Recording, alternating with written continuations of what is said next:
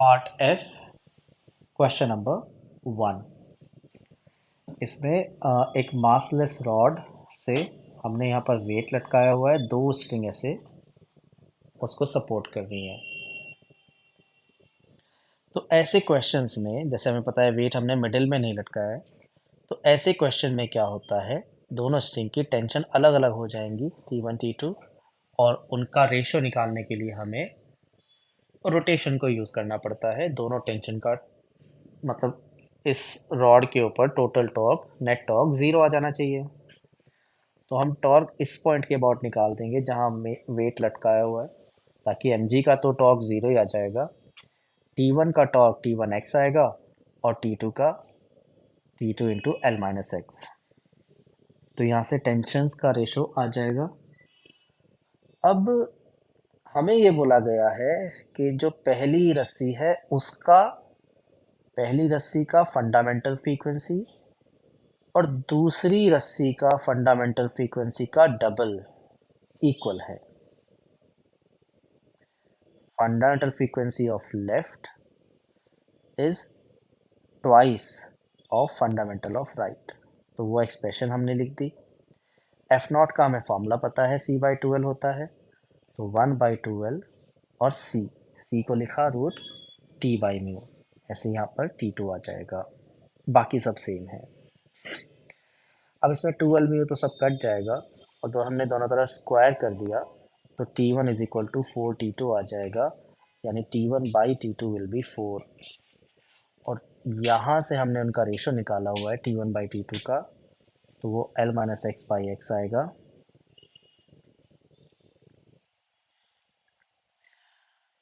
तो अब इसको सॉल्व करके हमारी x की वैल्यू आ जाती है L/5।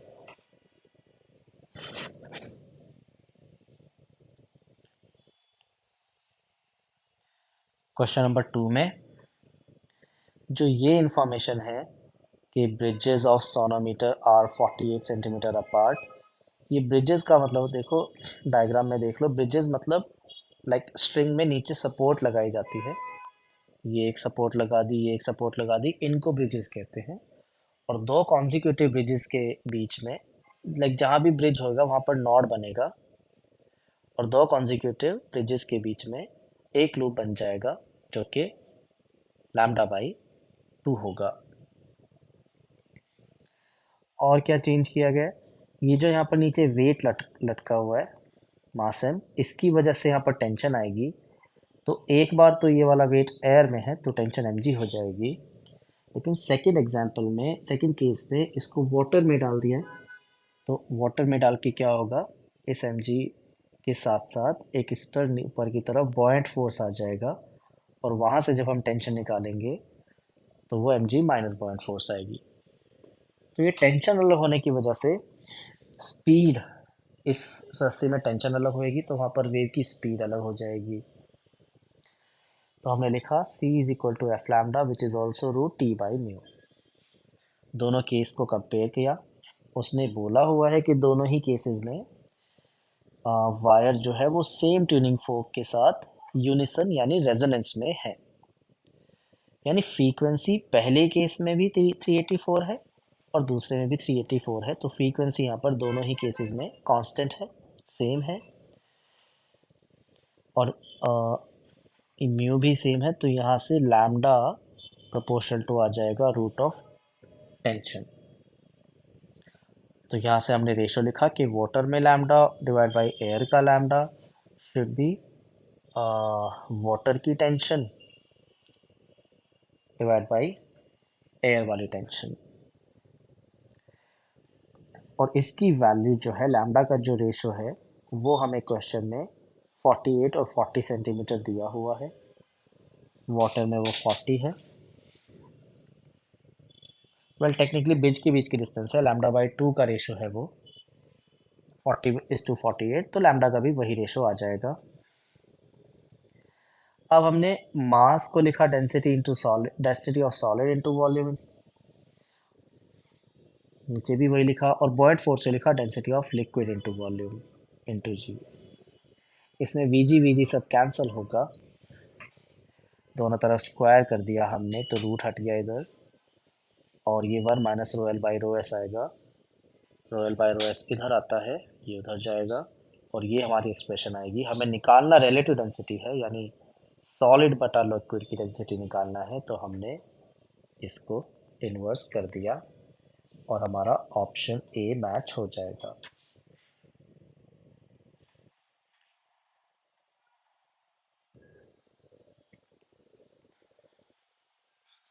क्वेश्चन नंबर 3, इसमें हमें वेव की इक्वेशन दी गई है, स्टैंडिंग वेव की, और what is the maximum displacement of particle, यानी एम्पलीट्यूड जो है वो हमें निकालना है इस पर्टिकुलर एक्स का। तो इसमें हमें पता है कि ए साइन के एक्स, ये पूरा जो एक्स वाला फंक्शन है वो साथ में मिलाकर एम्पलीट्यूड होता है। तो हमने एम्पलीट्यूड का एक्सप्रेशन लिखा ए साइन के एक्स। के की वैल्यू 1.57 हमें दी गई है, तो उस 1.57 को हमने पाई बाई 2 लिखा, 3.14 का हाफ है वो। और जो x की वैल्यू दी गई है हमको 5.66, उसको हमने ऐसे लिख लिया 5.66 है वो, 66 है वो, तो 5 प्लस 0.66 यानी 5 प्लस और 0.66 हमें पता है 2/3 होता है, तो हमने ऐसे लिख लिया x को 5 प्लस 2/3। ये सॉल्व करके आ जाएगा 17 पाई बाई 6, जिसमें से 2 पाई हमने अलग कर दिया, 12 पाई बाई 6, 5 पाई बाई 6 अलग किया, तो ये साइन 5 पाई बाई 6 आएगा, विच इज़ 150 डिग्री, जिसकी वैल्यू हाफ होती है, तो ये 5/2 सेंटीमीटर आ जाएगा।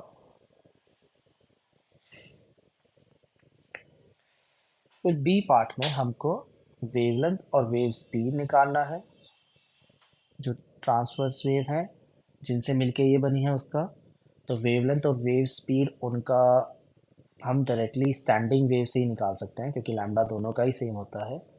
तो हमने के को लिखा 2 पाई बाई लैम्डा, के की वैल्यू हमारी इक्वेशन में पाई बाई 2 दी गई है, जो 1.57 है उसको हमने पाई बाई 2 लिखा। सॉल्व करके हमारा लैम्डा आ जाता है 4 सेंटीमीटर।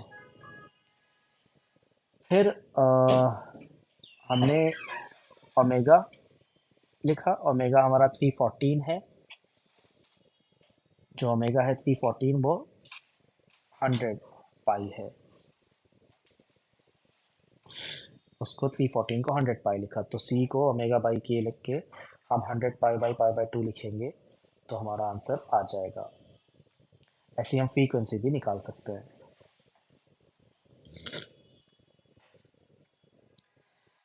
फिर सी पार्ट में हमें उसी सेम पार्टिकल की जो ए पार्ट में डिस्कस किया था उसकी वेलोसिटी निकालनी है किसी अलग टाइम पर।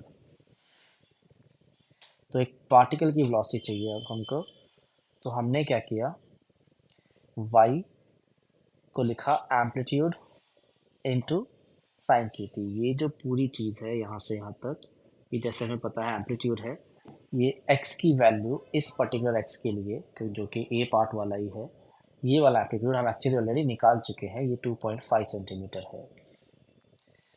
तो इस पूरी चीज़ की वैल्यू 2.5 सेंटीमीटर है, उस पर्टिकुलर x पर वो हम निकाल चुके हैं, तो उसको हमने 2.5 सेंटीमीटर लिख दिया। इनटू हमने लिखा ये साइन ओमेगा टी, यानी 100 पाई टी। फिर हमने इस y को इस बार डिफ्रेंशिएट करके वेलोसिटी निकाल ली, वहाँ से हम शो कर सकते हैं। वैसे दूसरा भी तरीका था जो भी हमने डिस्कस किया था, उससे भी हो सकता है, जो हमने पिछले पार्ट में डिस्कस किया हुआ है।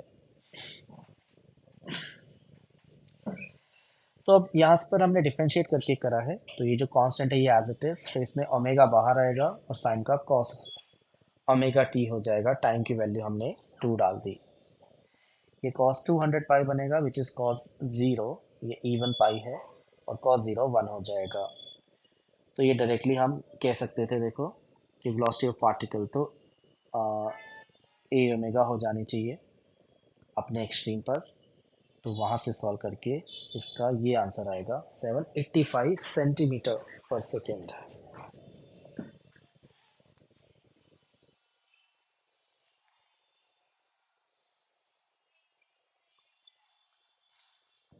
क्वेश्चन नंबर 4 में एक सोनोमीटर वायर है जो रेजोनेट कर रहा है एक ट्यूनिंग फॉर्क के साथ, और उसमें 5 एंटीनोड्स हैं। तो हमने 5 एंटीनोड के साथ डायग्राम बनाया। एक एंटीनोड, 2, 3, 4, 5, जितने एंटीनोड उतने ही हमारे लूप आए। हमें पता है एक लूप की जो लेंथ होती है वो λ/2 होती है। तो 5 लूप्स हैं, तो 5 λ/2 यहाँ पर लेंथ होनी चाहिए। यहाँ से सॉल्व करके हमने लैम्डा निकाला, तो वो हमारा 2l/5 आता है। बिल्कुल सेम तरह से अब हम 3 एंटीनोड्स दिए हमें सेकंड केस में, तो 3 एंटीनोड का डायग्राम बनाएंगे, उसको सॉल्व करेंगे सेम तरह से, तो हमारा नया लैम्डा 2l/3 आएगा। इसमें जो हमने चेंज किया है वो वेट किया है, 9 kg से m से रिप्लेस कर दिया। वेट चेंज करने से टेंशन चेंज होएगी, तो हमने लिखा C is equal to f lambda which is also √T/μ। इसमें म्यू सेम है, टेंशन हमने चेंज करी है, और उससे हमारा लैम्डा चेंज हो रहा है। लेकिन हमारा जो रेजोनेंस आ रहा है वो सेम ट्यूनिंग फोर्क के साथ आ रहा है, यानी सेम ट्यूनिंग फोर्क का फ्रीक्वेंसी सेम रह जाएगा, दोनों ही केसेस में फ्रीक्वेंसी सेम आ जाएगी। तो प्रोपोर्शनैलिटी जो है वो लैम्डा प्रोपोर्शनल टू √T बन जाएगी। तो पहले केस का लैम्डा और दूसरे केस का लैम्डा जब हम डिवाइड करेंगे तो वो रूट ऑफ पहले केस की टेंशन 9g और दूसरे केस की mg आ जानी चाहिए। अब लैम्डा 1/2 जो है वो हमारा यहाँ से जब हम डिवाइड करेंगे लैम्डा 1/2, तो वो 3/5 आएगा। दोनों तरफ स्क्वायर कर दिया हमने, और ये सॉल्व करके m आ जाता है 25 kg।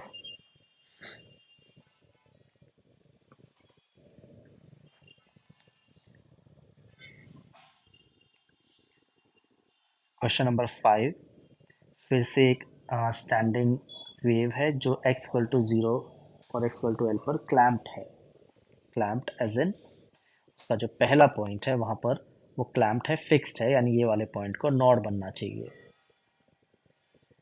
पहले वाला पॉइंट यहाँ पर नॉड बनेगा, और जो x=l वाला है वो भी नॉड बनेगा, जहाँ पर भी वो l है। ठीक है, क्योंकि हमें पहले वाले पार्टिकल को नॉड बनाना है, x=0 मस्ट बी नॉड, तो हम ये ध्यान रखेंगे जो हमारा kx वाला फॉर्मूला होएगा वो साइन होएगा, कॉस नहीं होएगा, क्योंकि साइन kx लिखेंगे तभी x=0 पर 0 आएगा। ठीक है, तो x वाला हमारा साइन होना चाहिए, यानी साइन kx। C और D ऑप्शन अभी सेलेक्ट होते हैं अभी के लिए, A और B तो कैंसिल नहीं हो पाएंगे। C और D सेलेक्ट हमने किए, दोनों ही ऑप्शन में हमारा लैम्डास भी सेम लिखा है, सब कुछ ही सेम लिखा है, बस यहाँ पर टाइम वाला फंक्शन वेरी कर रहा है। तो टाइम के बारे में हमें इसने ऐसा सच बताया नहीं है कुछ कि लाइक t=0 पर वो रस्सी फ्लैट है या एक्सट्रीम है, इसलिए हमारा C और D दोनों ऑप्शन आ जाएंगे। इसमें ये तरीका होता है कि अगर t=0 पर उसने बोला कि रस्सी फ्लैट है, मतलब सारे के सारे अपनी मीन पोजीशन पर हैं, सबका y 0 आना चाहिए। तो यानी जो ओमेगा टी वाला फंक्शन है वो हमारा t=0 पर सबका 0 आना चाहिए, तो वो साइन होना चाहिए, तभी इसमें अगर हम t0 डालेंगे तो ये पूरा 0 आएगा। और अगर t=0 पर रस्सी अपने एक्सट्रीम पर है तो हमें पता है कौन सा फंक्शन अपने एक्सट्रीम पर होता है 0 पर, तो फिर कॉस आना चाहिए। इसमें क्योंकि ये वाली इन्फॉर्मेशन गिवन नहीं है क्वेश्चन में, तो दोनों में से कोई भी हो सकता है।